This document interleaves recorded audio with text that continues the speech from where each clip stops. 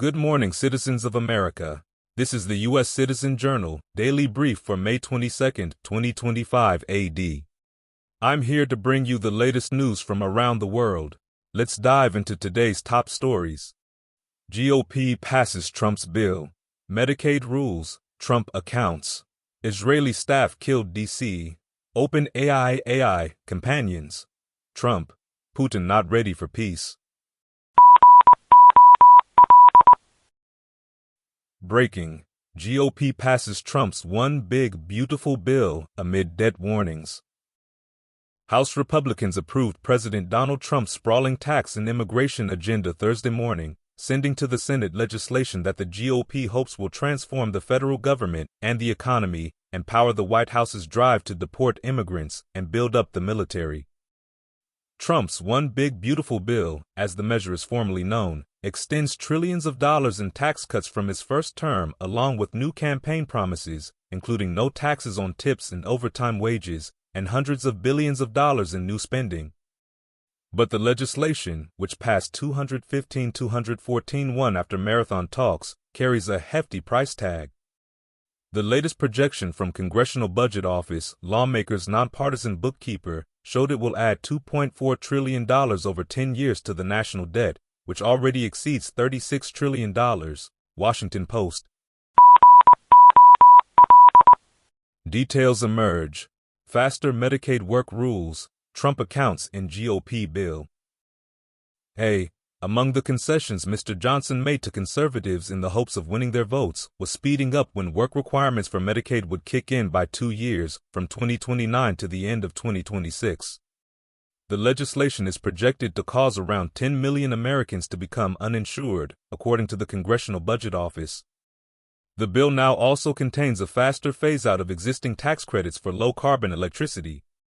Under the new language, companies building solar, wind, geothermal, or battery plants could only claim the credit if they started construction within 60 days of the bill passing into law and then put the plant in service by the end of 2028, a narrow window that many businesses might struggle to meet.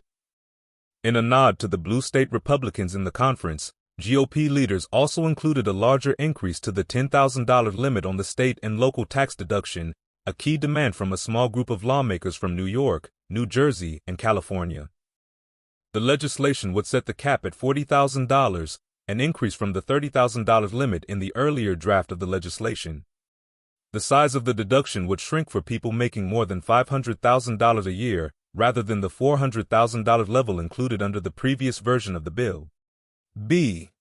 When Republicans first rolled out a proposal last week to invest $1,000 on behalf of every American baby born over the next 4 years, they were not exactly subtle about whom the public should credit for the cash. The original draft called for the funds to be put into a money account for growth and advancement, or as the bill suggested they be called, a MAGA account. Apparently, though, endowing the accounts with the name of President Trump's political movement was not clear enough. As part of a series of last-minute changes House Republicans made to their broad fiscal package Wednesday night, they decided to just cut to the chase. The money would now be deposited in a Trump account, neat. Israeli embassy staff killed in D.C. Suspects shouted, "Free Palestine."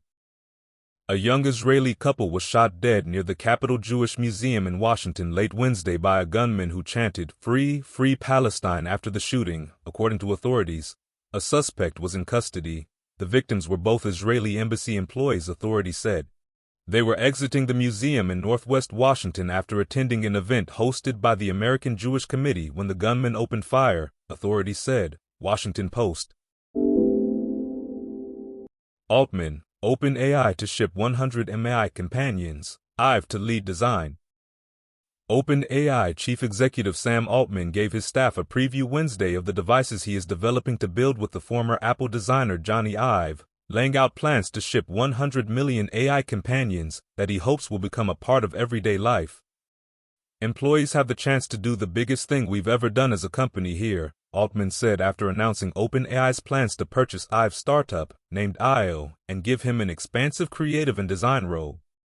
Altman suggested the $6.5 billion acquisition has the potential to add $1 trillion in value to OpenAI, according to a recording reviewed by the Wall Street Journal. The journal earlier reported that the device won't be a phone and that Ive and Altman's intent is to help wean users from screens.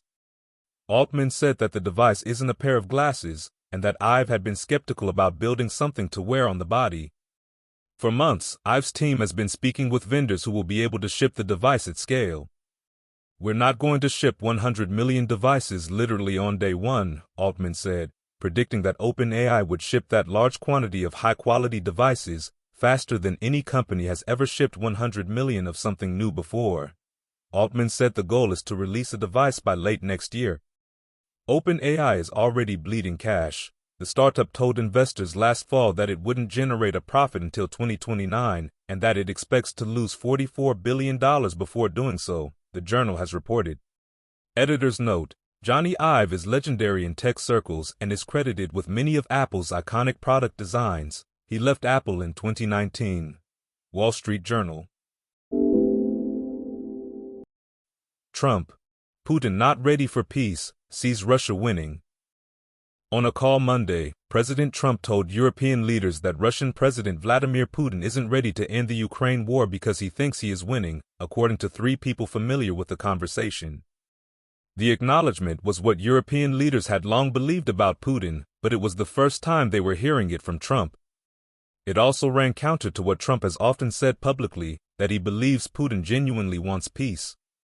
The White House declined to comment and referred to Trump's social media post on Monday about his conversation with Putin. The tone and spirit of the conversation were excellent. "If it wasn't, I would say so now," he said.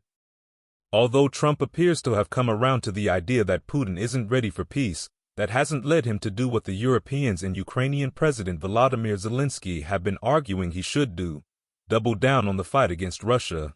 Wall Street Journal. May 22, 1843, 1,000 pioneers head west on Oregon Trail as part of the Great Immigration.